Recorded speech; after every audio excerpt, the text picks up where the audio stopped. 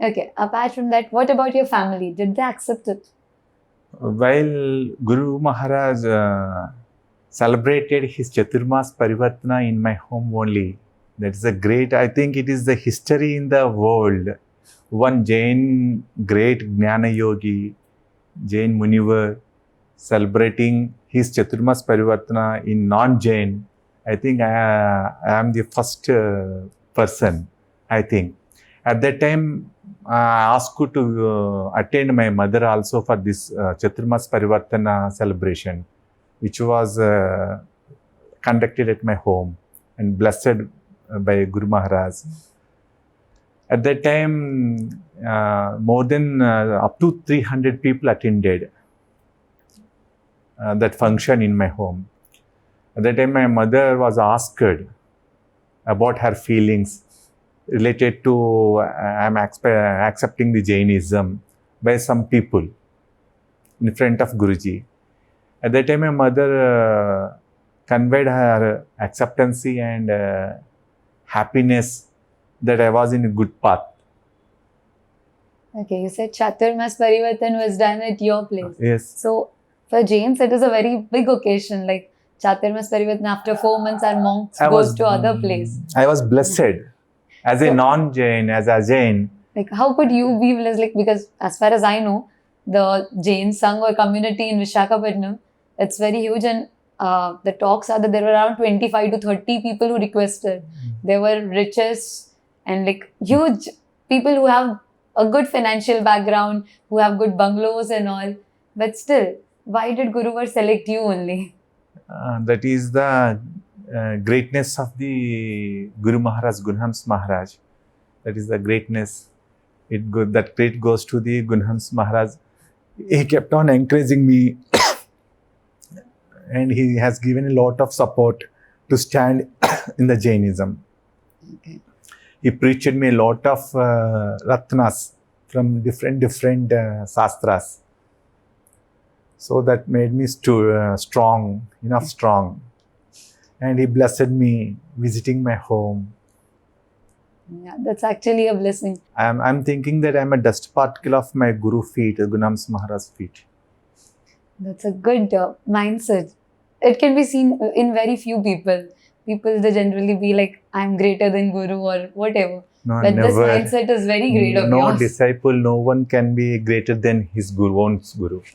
So are you thinking to become a Guru, like taking Diksha, Jain Diksha? आखिर श्याम भाई को अपनी कठोर साधना का फल मिला। वर्तमान में जैन साधुओं में ऐसा आचार है कि चातुर्मास पूरा हो तब पूनम के दिन कोई भी एक श्रावक के घर पर एक दिन रुकते हैं या फिर 2-3 घंटे रुकते हैं, जिसे चातुर्मास परिवर्तन कहा जाता है।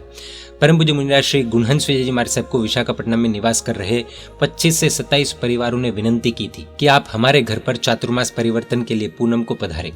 विशाखापट्टनम के जैन परिवार समृद्ध भी है, जिनके फ्लैट बंगलो कम से कम 3, 5, 10, 20, 30 करोड़ के भी है, जिनके घर पर 20-50 लाख 1-2 करोड़ की गाड़ियां भी है। वैसे अनेक धनवानों ने चातुर्मास परिवर्तन की महाराज साहब को विनंती की थी, लेकिन महाराज साहब की सोच कुछ और थी। महाराज साहब ने सोचा कि जैनों को तो ऐसा लाभ कभी भी किसी भी तरीके से मिल जाएगा, लेकिन श्याम भाई को ये लाभ कब मिलेगा। और ये सोचकर महाराज साहब ने संघ में अपना निर्णय जाहिर किया कि हम 10 साधु भगवंत पूनम के दिन श्याम भाई के घर पर चातुर्मास परिवर्तन करेंगे, और समस्त जैन समाज को मेरा अनुरोध है कि आप मेरे इस निर्णय का सहर्ष स्वीकार करें।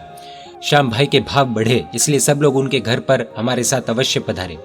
हम भले ही श्री राम नहीं हैं, लेकिन श्याम भाई शबरी जरूर है जो भगवान राम को अपनी जान से ज्यादा चाहते हैं। श्याम भाई सभा में बैठे हुए थे, उनकी आंखों में आंसुओं की धारा बहने लगी।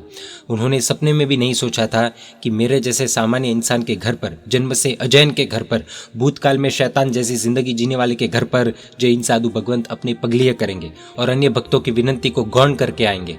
खड़े होकर उन्होंने सभी को अपने घर आने की विनंती की। हालांकि खुशी के कारण वे व्यवस्थित बोल ही नहीं पा रहे थे। महाराज साहब ने कहा कि आमतौर पर जिस परिवार के घर पर हम चातुर्मास परिवर्तन करते हैं, वो परिवार उस वक्त आने वाले 200-250 लोगों को नाश्ता भोजन करवाते हैं, लेकिन श्याम भाई के घर पर शायद नाश्ता वगैरह नहीं होगा, क्योंकि मैं उनके पास पैसा खर्च नहीं करवाना चाहता हूँ। उनकी जितनी शक्ति होगी उतना वो करेंगे, लेकिन नाश्ता वगैरह में खर्च ज़्यादा होता है। आप जैनों को वहाँ पर ज़रूर आना है, भले वहाँ पर नाश्ता ना हो। उस वक्त जैन लोग भी रो पड़े। धनवानों ने भी कहा कि मार साहब हम अवश्य आएंगे, नाश्ते की कोई ज़रूरत नहीं है। उसके बाद एकांत में मार साहब ने श्याम भाई को कहा कि श्याम भाई चिंता मत करना, आपको 1 रुपये का भी खर्च नहीं करना है। तब मार साहब और श्याम भाई लाइफस्टाइल शोरूम के बाहर से गुजरते हुए उपाशय की ओर जा रहे थे। श्याम भाई ने अपनी सच्ची लाइफस्टाइल बतलाई कि मार साहब मैं 20,000 रुपये तक का खर्च करने में सक्षम हूँ। जीवन में पहली बार मुझे ऐसा मौका मिला है।